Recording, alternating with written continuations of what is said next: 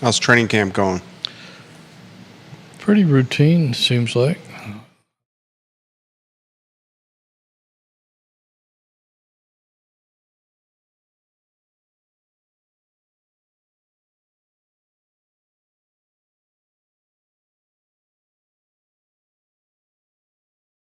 The star, Virginia Sports Hall of Famer, and the namesake of JerryRatcliffe.com, a man who just celebrated his 6th anniversary as a business owner. We're going to wish the Virginia Sports Hall of Famer a happy 6th anniversary over at JerryRatcliffe.com, he and his team, live on JerryRatcliffe.com Facebook, Judah, which is good. Viewers and listeners, Wahoo fans, join us in the discussion. We talk training camp. We talk all things Tony Elliott and Virginia football. We talk all things Atlantic Coast Conference on this program. We're excited to connect with you, and we're trying to figure out how this football team is going to potentially improve upon a preseason ranking that has the Who's 16th in the conference. Was it just Stanford below Virginia? Yeah, that's right. Stanford Correct. Cardinal in the 17th slot. Tony Elliott says they are better than their 16th preseason ACC ranking. And he says the firepower on offense could be what does the trick for us. So we'll talk about that today. On the program as well, we'll talk about an preseason all-ACC safety that's looking like an absolute stud, Jonas Sanker. We'll talk who's the starting quarterback. I mean, I get this question a dozen times a week. Who's the starting quarterback? And we'll talk other teams to watch in the Atlantic Coast Conference on the Jerry and Jerry Show. Hootie, before we start the program, what storyline, we're live on I Love CVille, Judah, intrigues you the most? I think. Well, you know, it's obvious that the quarterback thing in today's football is always the key to any team. If you don't have a really good quarterback, you're almost playing with one hand tied behind your back. So I feel confident that either one of those guys, Virginia's going to be fine with either one. But still, there's a lot of drama behind it, and it should be fun to follow the competition throughout camp. I don't know that we'll have a starter named until the final week up to game week. Who knows, might even be a game time decision for all I know. I wouldn't think he would drag it out that long, but we teased him yesterday. We said, "Are you ready to announce a starting quarterback?" And he smiled and said, "No, not quite yet." But the offensive line is a huge storyline to me, and I've talked to several of the linemen, and I think these guys have really taken upon themselves to work really hard and dedicate themselves in the off season. Talked to Brian Stevens yesterday, the excellent center who's considered one of the top NFL prospects in the country at center. And I mean, that guy's serious about trying to improve cohesive. upon. Yeah. And he several of them have used the example that Terry Heffernan, the new, not new, he was here last year, the offensive line coach, has used the analogy that, the 5 offensive linemen are like a fist. And if you close your fist, if one finger is sticking out, it's a problem. So, when you clench your fist. So all 5 of those guys are trying to be as cohesive as possible. And in the meantime, they're trying to build some depth. I know, like yesterday, for example, Mikael Boley, the big left tackle, was wearing a boot, didn't participate. So they had Jimmy Christ and Houston Curry rotating at his spot. Just trying to build some depth. There's some cross-training to where Ethan Sipe, for example, is working at right guard. He's working some at center behind Stevens. A lot of these guys can play multiple spots on the offensive line. So I really think the offensive line is going to be improved, and that's going to be, to me, the whole key to the team. Key to the team. We'll talk those storylines when the program starts. Judah Wickower, you can count us in on the Jerry and Jerry Show, live on my Facebook page, live on I Love CVille, live on Jerry Ratcliffe Facebook, live on the I Love CVille group, live on LinkedIn, live on my Twitter, live on YouTube, and wherever you get your podcasting content. Judah Wickower, let's rock and roll, my friend.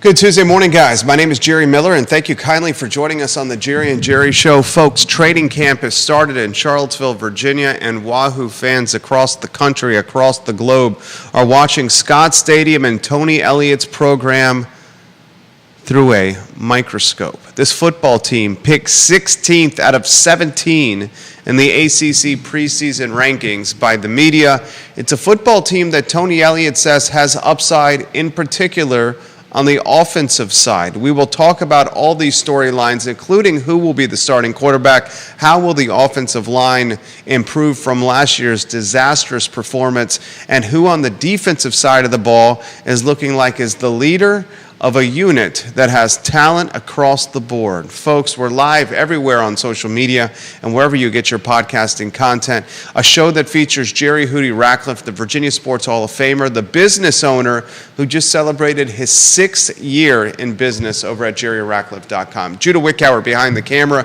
the glue man of the team. If you can go to the studio camera, then the two-shot, and welcome Hootie Ratcliffe, fresh from training camp. My friend, how's training camp going? It's going. It's your normal training camp. I think they feel a little more comfortable this year. But this being Elliott and his staff's 3rd year, and things seem to be a little more cohesive, running smoother because a lot of the players are back from a year ago. So I think that from what Tony Elliott has said, that the retention from the spring has been good. They're installing the offenses and everything as we speak. So I think he's pretty happy with the camp and the effort so far. That's good. Storylines galore. We got to start with something we were following on last week's show. 16 out of 17 in the Atlantic Coast Conference in the preseason polls. About right? Below expectations, higher than expectations? Frankly, I thought it would be a little bit higher. I did too. I think that's an inaccurate selection by the people who voted on that poll. I was one of the people that voted, but I had them much higher, probably somewhere between 9th and 11th, somewhere in there. I can't remember exactly, but I think this team is going to achieve more than the expectations from the ACC media, maybe from the national media standpoint. I just think there's just so many experienced players returning and some really good transfers that have added some quality play, some quality experience at various positions, and I think there's more depth than in the past. I think these guys have probably learned from some of their mistakes last year, which they could have been much better last year had they not made so many silly mistakes and had a multitude of turnovers. They didn't protect the quarterbacks particularly well. I just think a lot of that stuff has been addressed, and I think a lot of these guys are really kind of hacked off that people don't have more expectations of them. Frankly, respect. Yeah, respect. And some people say, well, look, point at their record the last 2 years when they had 6 total wins over a 2-year span, and I get that, but you got to look at if they had lost a ton of personnel, I would say, yeah, that's accurate. But they've got people back at just about every position, and some of them have been around for a while. So I think these guys are going to be fun to watch. I really do. What's the weakest position on the roster? Wow. Probably corner is probably the place that they need the biggest lift, and they're searching. They brought in some guys from the portal. They recruited some kids. They're trying to develop some guys that were on the roster, but that would probably be the weakest spot on the entire roster at this point in time. And they have some guys that have played there. They just haven't stood out in the proper way at this point. So that's always a place of major concern, because if you're weak at corner, it usually shows. It's revealed pretty quickly, and so that's something that they're trying to improve and correct before they hit the field. Strongest position on the roster, deepest position on the roster. They got a number of one we could include in this conversation. Well, the offensive line is, even though they're yet to prove themselves, they have a ton of guys back. Everybody's back. They have some depth. Everyone's back on the offensive line. They have depth. They have a center that's a pro prospect, and they have, frankly, a chip on their shoulder, because we can make a legitimate argument last year that it was the weakest unit and it cost the team in a number of games. Yeah, they gave up tons of sacks last year, a lot of pressures. Musket gets injured. Yeah, tackles for loss. Couldn't really develop a reliable running game. I think all that's going to be improved this year. And then, the defensive front, that front seven has a lot of experience back as well. And so I think, I really think that that front seven is going to be tough to run against. And that's something that they have to improve upon, because last year in rushing defense, they were ranked 114th in the country. And that can't happen again if these guys want to win more than 3 games. We'll talk all the positions on today's edition of the Jerry and Jerry Show, as this Wahoo football team, right in the middle of training camp. I mean, 16 out of 17 in the preseason polls. I think it's a misprediction as well. You got 2 quarterbacks returning that are legitimately both starting quarterbacks, guys that can start on a number of programs in the Atlantic Coast Conference. You got a tailback in Kobe Pace, who was a one-time starter at Clemson. You got your entire offensive line returning depth in the trench, and a unit that needs to prove that they are not the weak link. You got a kid coming from Notre Dame that returned a touchdown, returned a punt for a touchdown, a kick for a touchdown, and caught a ball for a touchdown. An explosive wide receiver in Tyree that Tony Elliott said is maybe the fastest guy he's ever seen on a football field. That says something, considering he spent a lot of time in Death Valley. You got Jonas Sanker returning, who looks like a professional football player. He's preseason All-ACC. You got a defense that's loaded with talent. You got a special teams unit that we've heard the scuttlebutt is much improved. I mean, this is a team that lost a number of games in single-digit fashion last year that I would not want to play. And if they can jump out of the gates, I know it's an if, and I'll throw it to you, Hootie. If they can get out of the gates with a 4-0 start, a 3-1 start, get to 5 games early in the season, then they have the boost of confidence. This is a team to watch out for. Yeah, I agree. And, they have to win early. They open up at home against Richmond. Then I think the next couple of games are crucial, at Wake Forest and here against Maryland, and they've got to win at least one of those 2 games, if not both, I think, because those are just critical toss-up games that they can't afford to lose. And then they go down to Coastal Carolina, which is not going to be easy, but I think Virginia should probably be favored to win that game. And then they come back home against Boston College and Louisville, both winnable games. They could have won both of those games last year on the road. So, those first 5-6 games, they have a chance to win all of them. I'm not saying that they will, but they have a chance to. They certainly will be favored in some of those games. But then, after that, the schedule just hardens big time, and they're not going to be favored to win many of those games in the back half of the schedule. So they've got to get some wins under the belt early, some confidence under their belt early. If they do that, then they can compete against the tougher teams in the league, whether it's here or on the road. But the key is getting off to a fast start and proving that they can play with these people. Richmond, 31st of August, ladies and gentlemen. We're 25 days from kickoff with the Spiders in Scott Stadium, a 6 o'clock kick the last Saturday in August. Then Wake Forest and Winston-Salem, week 2. Maryland Terrapins at home at Scott Stadium, week 3. Coastal Carolina and Conway, South Carolina, week 4. You got a bye week before Boston College comes to town for homecoming.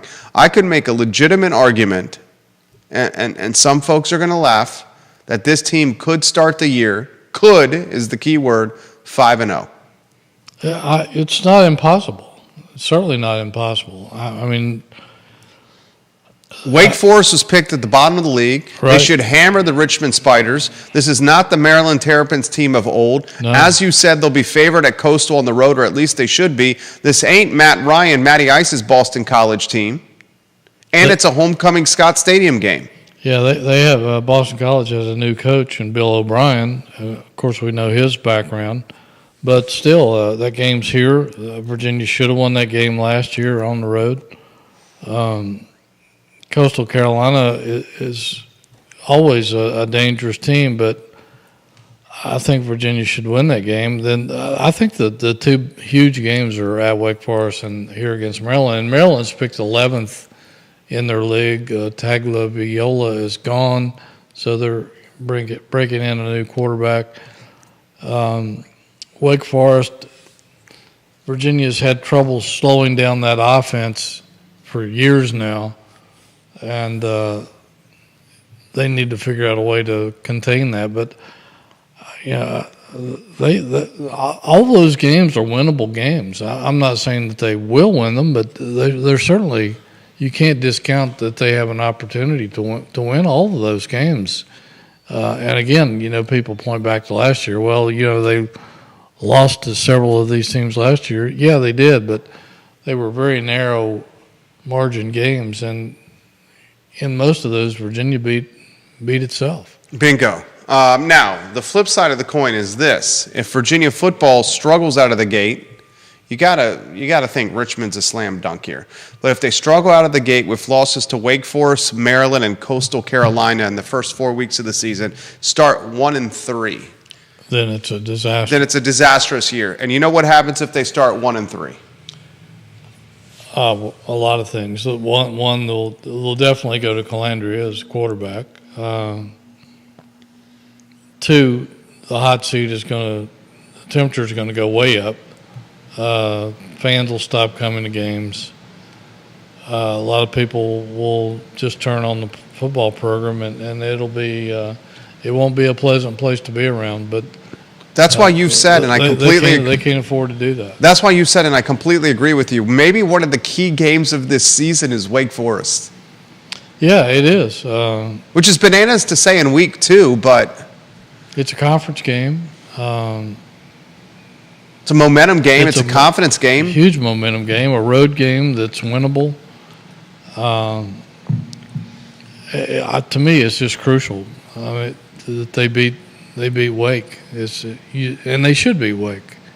I don't think Virginia should ever lose to Wake Forest in football, but certainly they've struggled against them in recent years. And again, Dave Clawson runs a unique offense that a lot of people, there's been years where they've led the league in scoring ahead of Clemson and Florida State, for goodness sake.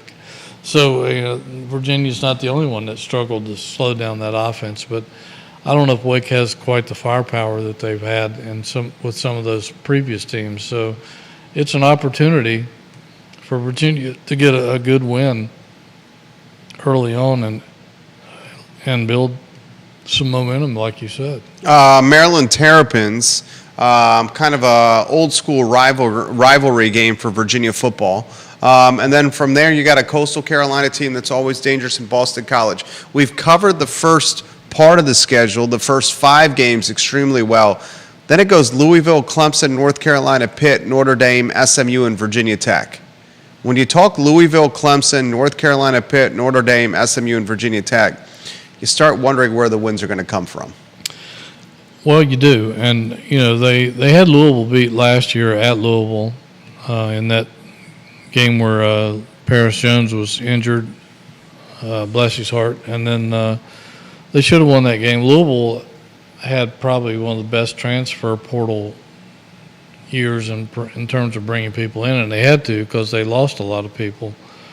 So that's going to be a pivotal game, but it is here, and it's a game that they could win. They don't have. I don't think they have much of a chance at Clemson. I mean, if Clemson is the Clemson that we expect that they're going to be, I know it'll be a homecoming for Tony Elliott and some of his players that played previously at Clemson. North Carolina is here. North Carolina has had a terrible history at Scott Stadium for the last 25, 30 years. They've seldom won here. Virginia beat them on the road last year when they were undefeated. It'll be interesting to see where North Carolina is on October 26th, because if they're not where their fans expect them to be, the heat could be turned up on Mack Brown. Which is, it's a microcosm of where we are in college football, because I think Mack Brown's done a heck of a job there. And his second go-around in Chapel Hill. Yeah. And produces a boatload of NFL talent. Yes, he does. Their record has not borne out the talent that they've had. That's fair. But he's putting them in bowl games. They just haven't really contended for the title, which has been very disappointing. I know there was some heat on him late last season in certain circles down there, so I think people are having a watchful eye on that situation. Then they go to Pittsburgh, which has not been an easy place for Virginia to play. I think they only have maybe one win at Pitt over the years since Pittsburgh joined the conference. Maybe twice, but I can only remember one for right off the bat. Then you got to go to Notre Dame, and that certainly speaks for itself. SMU will be a huge game here. The Ponies are going to be pretty good. I think everybody's expecting them to be a very high-scoring outfit.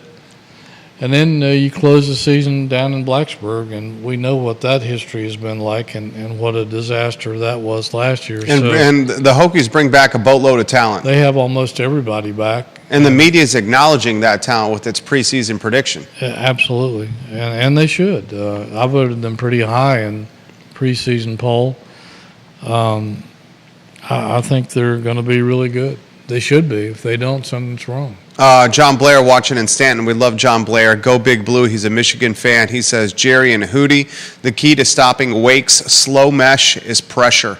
Pressure doesn't allow the mesh's picks to develop, and it prevents the quarterback from the late handoff like they did all game in 2021. Given the Wake talk, I'm interested in how both of you gentlemen view the 2024 D-line's ability to put pressure on the quarterback. He's talking Virginia's defensive line. Well, that's going to be a key, and I'm sure that's something that John Rudzinski is working on in training camp. We'll be talking to him, I think, this week. They were not very good at pressuring the quarterback last year, and that was a big disappointment with last year's team. And, some of that could be traced back to injuries, but there's a ton of experience coming back on this defensive line with Cam Butler, Ben Smiley, Jameer Carter, Chico Bennett up on the defensive line, and then you got Corey Thomas, who's so versatile. He could do a number of things. He can pass cover. He can rush the quarterback. I talked to him yesterday. I was really impressed with this kid. I think he's going to be a star. Transferred in through the portal, 6'4", 215, and just a real good athlete. And you've got Cam Robinson at linebacker and James Jackson, guys with experience. Cam Robinson, we talked to him the other day, and he had an incredible freshman campaign, made some freshman All-American teams, was a 4-star that came to Virginia over Florida State from down in Tidewater, and he said he feels so much more comfortable now, and some of his teammates said he's showing some leadership along with some of the older players. I think this front seven is going to be a force to be dealt with, and they need to prove that early and need to be dominant early if Virginia is going to win. And he is exactly right about what they need to do to slow down that Wake Forest offense, and that's going to be a huge key to that game, is whether they can put some pressure on Wake and make them do things they don't want to do, make them become one-dimensional. Comments coming in. Kevin Yancey, thank you for watching the program. Folks are wondering about Jonas Sanker, which we'll highlight. He comes to the football program to UVA from the Covenant School, where he played 7-on-7 football. And now Sanker is looking like one of the best safeties in the Atlantic Coast Conference, preseason All-ACC. I'm seeing comments galore about the quarterback play. What have you seen in training camp at the quarterback play? You got two guys that can start. You got a game manager in Musket, and you got the fan favorite in Calandria. Yeah, well, we haven't seen a whole lot of them. They worked on some red zone passing drills yesterday. We don't get to see the entire practice, as most people don't get to do at any college program anymore. I think we do get to watch one of the scrimmages this season, which would be the first time in a long time the media's been able to see a preseason scrimmage. So we'll learn more about them then. But I think both guys are bigger and stronger than they were last year. Calandria has really built his body, and he needed to. He was a rather smallish guy last year. So both those guys have improved their bodies and their strength in the offseason. A lot of the focus for Calandria was eliminating needless interceptions, and they don't want to take the gunslinger mentality. That's a away fine from line, them. Yeah, right? It is a very fine line. Yeah. You're exactly right about that. So that's something that's we'll be keeping a keen eye on through training camp as much as we get to see it. Bob Schott, I'm getting to your comments here in a matter of moments. Keep going, Hootie. Yeah, and Tony Musket is, he's the old reliable guy that's been around and doesn't beat himself, and a good leader and a tough guy that has earned the respect of all of his teammates. And he and Calandria are really close. They compete against each other every day in practice for playing time, but these guys have each other's back, and it's good to see that relationship because in today's modern football, it's tough to get through a season with one quarterback. So we don't know if we're going to see both guys playing in the first game or what, but it certainly hasn't been taken off the table. Bob Schott watching the program. This guy goes low at Burwood all the time on the golf course, always shooting in the red. And when he's done shooting in the red, Schott enjoys a cold pop or two as well, like we all do. He says he thinks the most important game on the roster, and he makes a good point here, the most important game on the roster might be the Richmond game. He says you win the Richmond game, you get off to a good start, and then you win the next game. You win the next game. For a team that struggled to win, he's indicating that every game is key, especially early in the schedule. Oh, you can't overlook anybody. But the one thing that Virginia's done, even through some of the struggles, is they've usually taken care of business against most of the FCS schools that they played. Last year, the JMU game was an exception, although Virginia should have won that game. They came out of a rainstorm that delayed the game flat. The Dukes came out of the game ready to win. Rob Neal's watching the program. He's a JMU grad. He's pretty happy with that outcome. If it was not, and I understand that ifs are not worth much in sports, but if it was not for that rainstorm and that weather delay, Virginia wins that ball game. Oh, there's no question about it. They had JMU on their heels and had scored, I think Virginia had scored on 3 straight possessions, if I'm not mistaken, and had control of the game, and then when the storm hit and they went inside for about an hour or longer, the JMU staff, I'll give them credit, they did a hell of a job. Hell of a job. In getting those guys refocused and coming back out, and they dominated the remainder of the game. Virginia completely went in the tank and didn't look like the same football team. So that was huge. And Virginia lost 36-35, but they beat Richmond in 23. I think they opened the season against them, and I don't think it was that close. I don't have the score in front of me, but then last year they beat William and Mary, which was a good football team, 27-13. So they've been taking care of business against most of these FCS teams, and they're going to have to do it again. And he's right. I mean, the first game is always the most important game because you need to start 1-0, and I'm sure that they're pouring all their attention into Richmond. They're not overlooking the Spiders at all, a team that has been a decent football team for quite a while now. Viewers and listeners, let us know your thoughts. Let's go to Rob Neal right here. This man bleeds college football.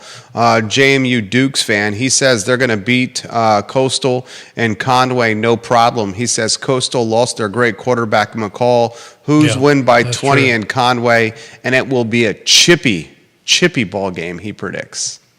He knows more about Coastal than I do because JMU plays them, I guess, every year. And This guy bleeds purple. he should. Yeah. I mean, they've got a great football program. Hell of a department across the board. Yes, they do. They should. All the Dukes should be happy. It'll be interesting to see how they do under a new head coach and everything. But there shouldn't be much drop off, if any. And that's a good analysis on his part because he's probably seen a lot of Coastal football. I've seen a little bit of them on TV from time to time, and kept up a little bit with them from afar. But I think he's right. I think Virginia should be able to go down there and handle that game, particularly if they do well in the first three games. I don't know who Coastal plays early on, but I'm sure it's going to be like the Super Bowl to them too, to have an ACC team coming to Conway, South Carolina to play in their stadium. It's going to be a big day for their team and their fans to be jacked up. Kevin Yancey watching the program. He said, I've said this since the 1990s until UVA accepts partial qualifiers and lowers the academic standards for the football team. This program ain't going to do diddly squat. He says there isn't a high school senior who would pick Seville over the Midwest or the West Coast schools that offer easier academic environments. We understand the academic standards, Kevin Yancey, are pretty stringent at UVA, but let's cut to the chase. The brass, the foundation, the board of visitors, the deans are not going to lower the academic standards. It's not going to happen. No, they're not. And they're using, George Welsh said a long time ago, he said, I learned a long time ago you can't fight academics, and instead they embrace them and try to attract people that are interested in that aspect of college. It certainly didn't hurt them this past week in getting a commitment from Josiah Abdullah from Atlanta. I saw that on JerryRatcliffe.com. A 5-star wide receiver who Nick Saban went after twice when he was at Alabama and couldn't get him. He decommitted from Florida. Everybody in the South was after this guy: FSU, Auburn, Tennessee, Arkansas, Alabama, Kentucky, Missouri, Texas A&M, Ole Miss, Florida State, Penn State was after him, Michigan was after him. So they got to pick and choose. Certainly, they have a smaller recruiting pool than a lot of schools do, but and he's right that does impact the quality of the overall recruiting pool. I mean, there are certain guys that they just can't go after and can't get into school, and they don't even waste their time on them because they can't get them into school. But they've proven in the past that you can still overcome that and win. George Welsh did it. Algro did it for a while.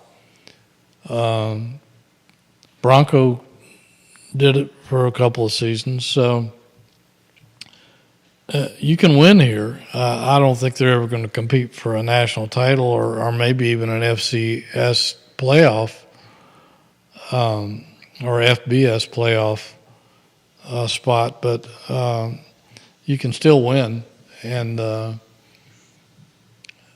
it's a lot harder, yeah, no question about it. I mean, you're losing out on a lot of guys that are great football players that would rather go somewhere where the academic load is a lot easier. This has come in. Why not just name Calandria the starting quarterback and get the fan base engaged? Well, there's that argument to be made because people are saying, particularly if they don't get off to a good start. Why would someone play a fifth-year senior that's not going to return to the program? Yeah. So there is that argument, and I'm sure that the coaches have taken that under consideration. I think they want to be fair to both players, at least early on, until they see what might be possible with this football team. It's a fine line because if you're going to utilize the transfer portal to rebuild a roster, and if you take a transfer like Musket who had success at the lower levels and you don't give him a fair shake, then you're setting a precedent for future transfers to not go to Virginia. That's a good point. And I mean, it's just a matter of fairness as well. But then again, I see the other side of the equation as well, where, hey, you're building a program for the future. You got nothing to lose by going with Calandria, so why not just go with the guy who has put up some flashy numbers and thrills the fan base and puts fannies in the seats. So it's something that it's going to be interesting to see how the coaching staff handles this. I mean, that is one reason why we might see both quarterbacks against Richmond. Quarterback by committee? I mean, some people have made it work. If there's a game to do it on the roster, it's that one. Yeah, it usually doesn't work. Right. But I've seen people make it work. But it's a way to keep both players happy. It's a way to keep some of the fan base happy. I don't know if it's the best thing for your football team, but it's going to be interesting to keep an eye on how this develops. I read on JerryRatcliffe.com that Tony Elliott says the offense will have more firepower. Well, there's potential there, and I remember all last year hearing Tony and Des Kitchings, the offensive coordinator, talk about we just need that third receiver to emerge because somehow Malik Washington. I mean, he still had 100 catches? He overcame double teams, triple teams.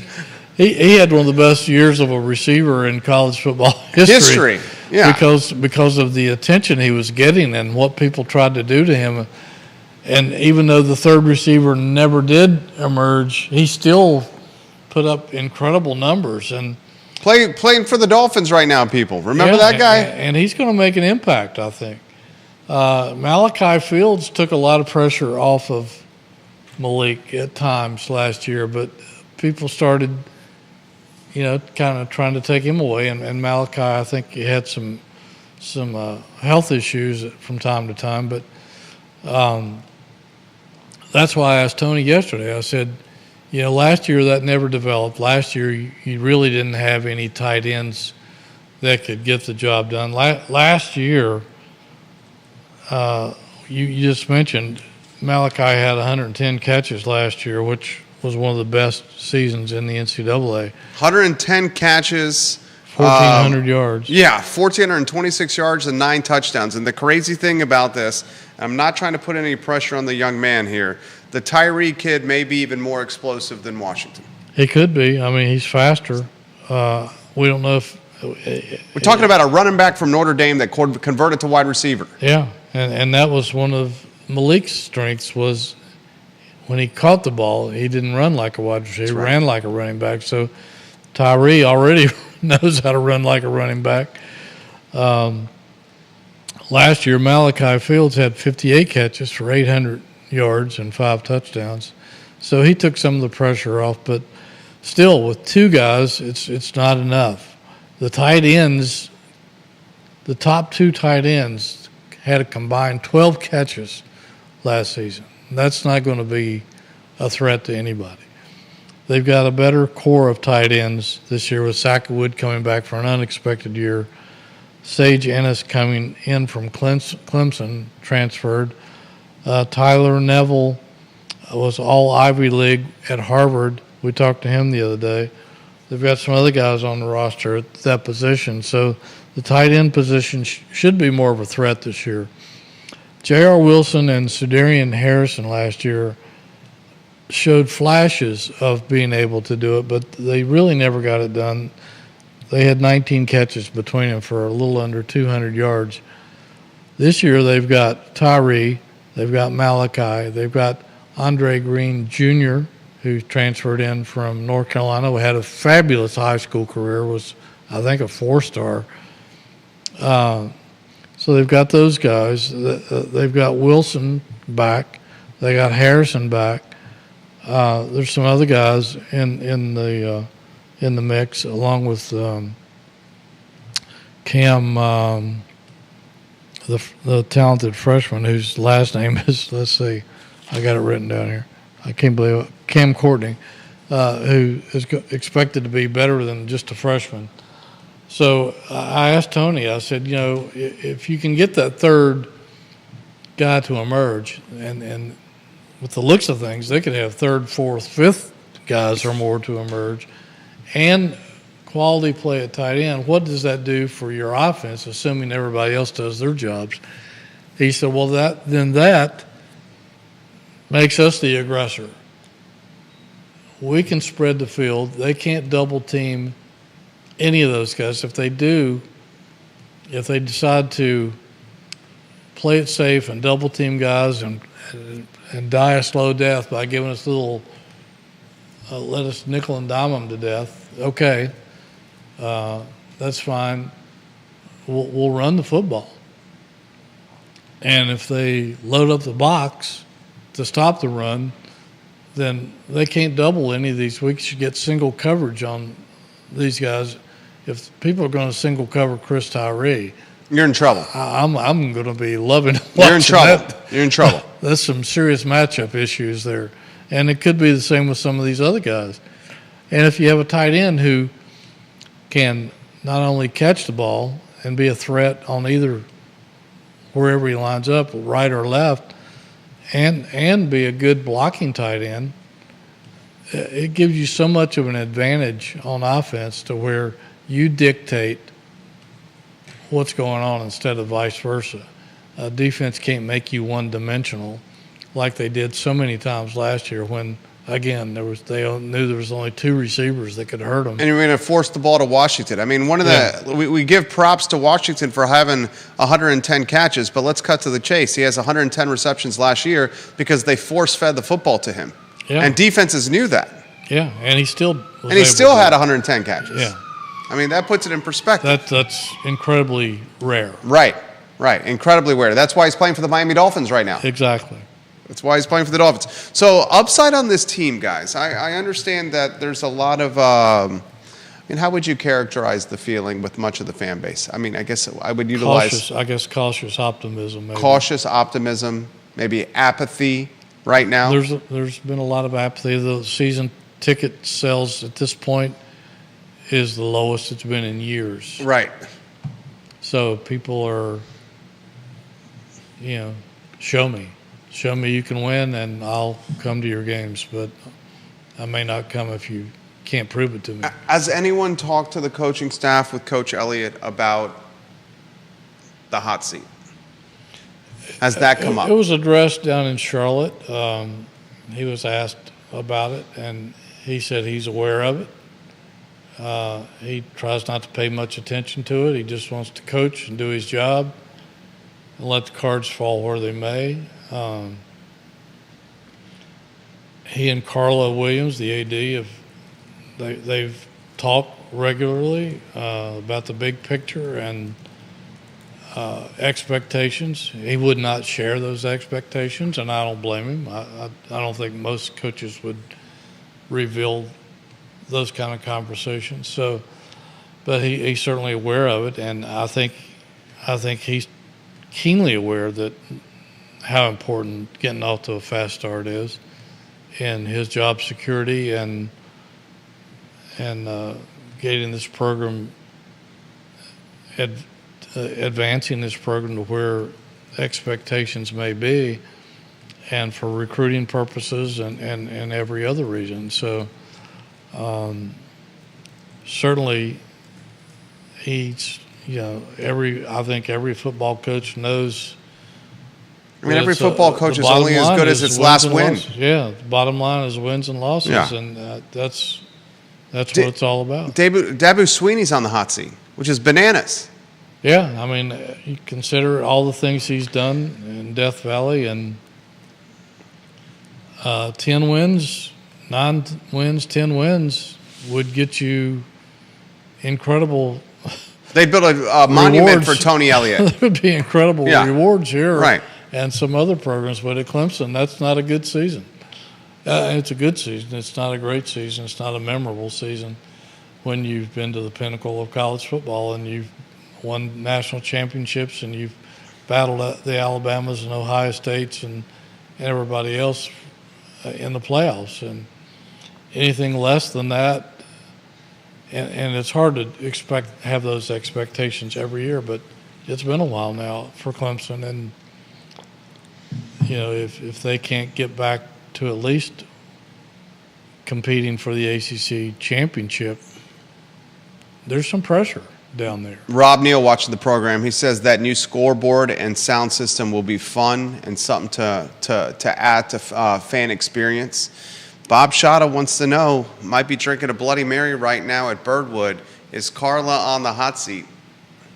The athletic director. I would say not right now. Yeah, same. If things turn sour with the football program, she'll have some tough decisions to make, and that some people that reflects on the AD and who they hire. I think she's built in goodwill. She has With the tremendous depth of the department across the board. Yeah, I mean, Virginia has one of the top athletic programs in the country. And just some of that's reflected in Paris right now as to how good things are over there.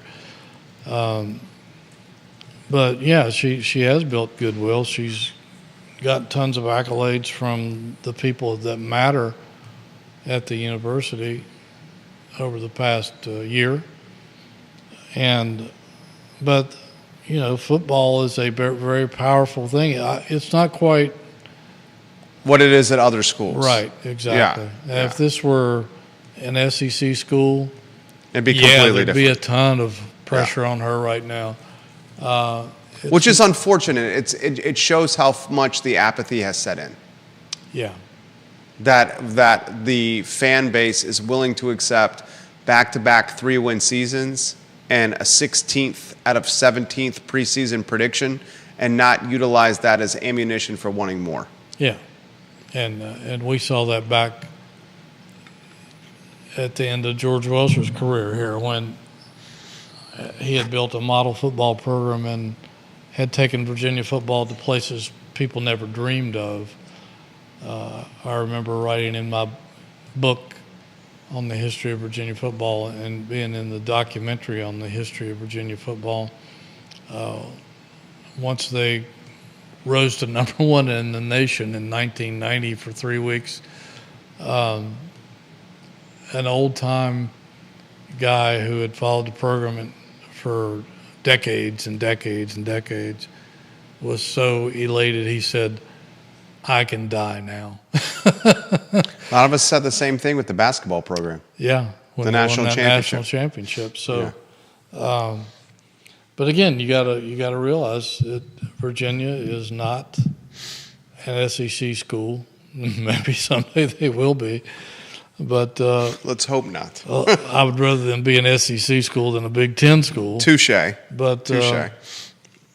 but it's not like it is here, like it is in a lot of other places where in football powerhouses across the country, where football rules the university, rules the president, rules everything. It doesn't. The tail does not wag the dog here. John says the quarterback question is really about the defense. As long as the defense and special teams are playing well, why not go with Musket, who's much more of a game manager and less risky than Calandria? It's a good point. Well, I think that's the thinking. And Yeah. That's why I think, A la Trent Dilfer, Baltimore Ravens Super Bowl. yeah. But I think that's probably the thinking here, and I think that's probably why, in the end of training camp, we're going to see Musket be named the starter. He was solid in most of the games he played last year, if you think back on it. It's very beyond solid. Yeah. He led that upset of North Carolina on the road, had a great night. And, I mean, you got to give him a lot of credit for, I mean, he played with a busted up shoulder and ran the ball and, you know, be damned to my health. He put it all on the line. And took punishment. Took punishment. He was Yeah. playing hurt. And some guys wouldn't have done that. And you got to have a ton of respect for the guy for showing that kind of grit. And I know he earned all the respect of his teammates from doing that, and the coaching staff. Should have earned the respect from the fan base as well for gutting it out.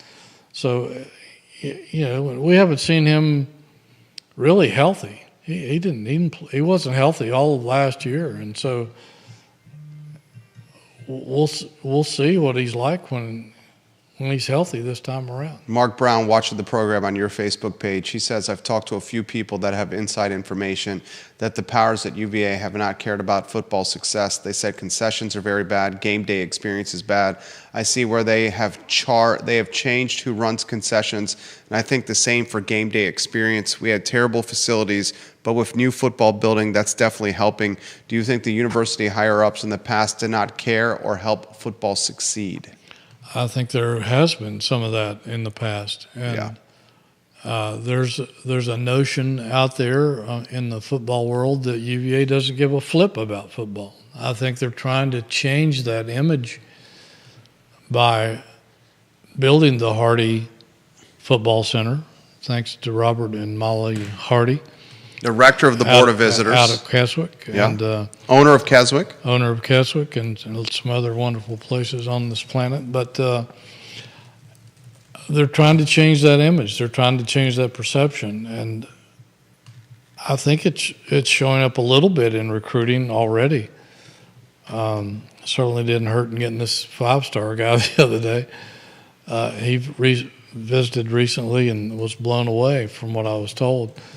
But yeah, that has haunted this program for years, and there were certain things promised to Al Groh that was never delivered, and that soured him and on the university and the university on him, and things got ugly.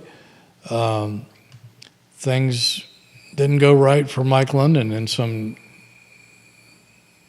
degree because of the same thing, although he did get the George Welsh Indoor Football Center, thanks to people like Chris Long and others who donated.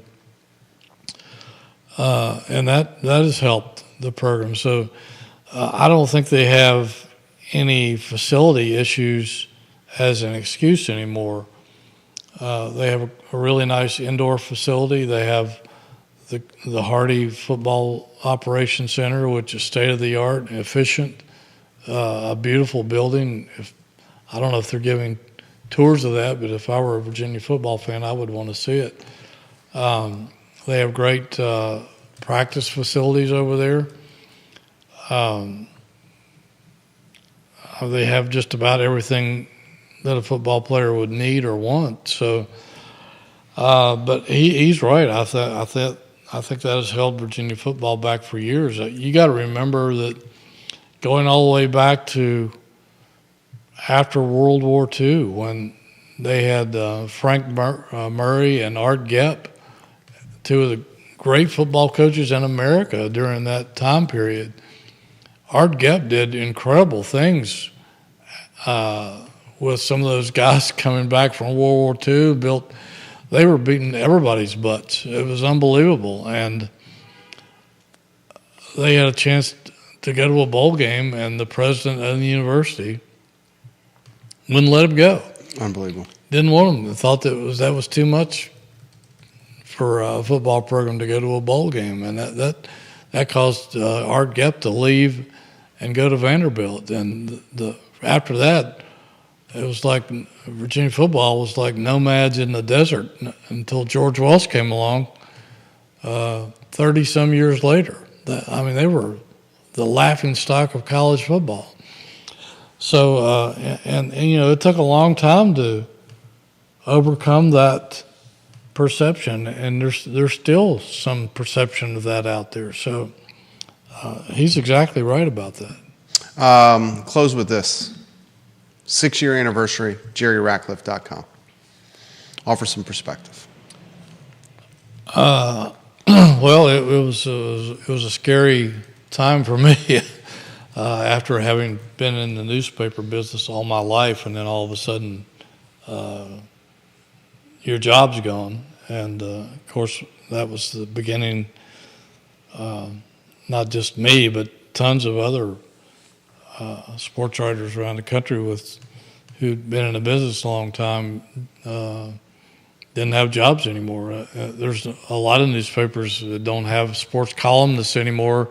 So a lot of people don't even have sports departments anymore, and what they do have has been trimmed to the bare bones. So it was sort of the beginning of the end for the newspaper industry, and I think a lot of us didn't know where to go, and I was one of those. I had some offers from a couple other newspapers out of state, had some chances to do some other journalism, sports journalism kind of work. I really didn't know what to do, and I was prompted by a lot of my readers to start a website and continue to cover Virginia athletics because they liked my brand and what I had brought to the business. It was really scary. I was a guy that I hired many years ago in another world. Dave Scarangella reached out to me to try to help me build a website, and Chris Graham over the mountain at Augusta Free Press took it from there. Wanted to pay it back. He said that he had admired what I had done in my career and looked up to me and wanted to pay it back and help me in a world that I was unfamiliar with, which is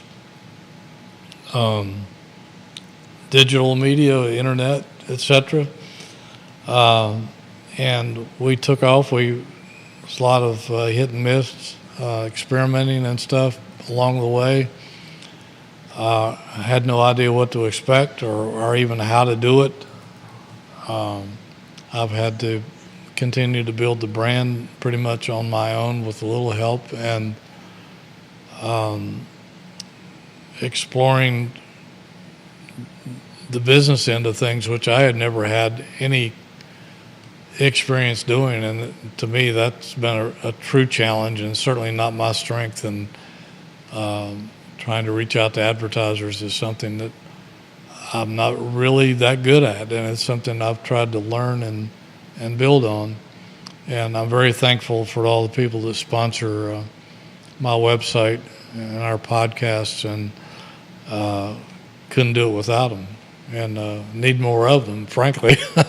And if you're listening out there and you want to build your business around our brand, and we have a ton of, we've had millions and millions of visitors to our website over that span of time, and we have incredible reach, and certainly with Jerry reaching out to me and us starting this show, this is our 1-year anniversary doing this show, and it's been a lot of fun, and we hope to get some more advertising support for this project as well.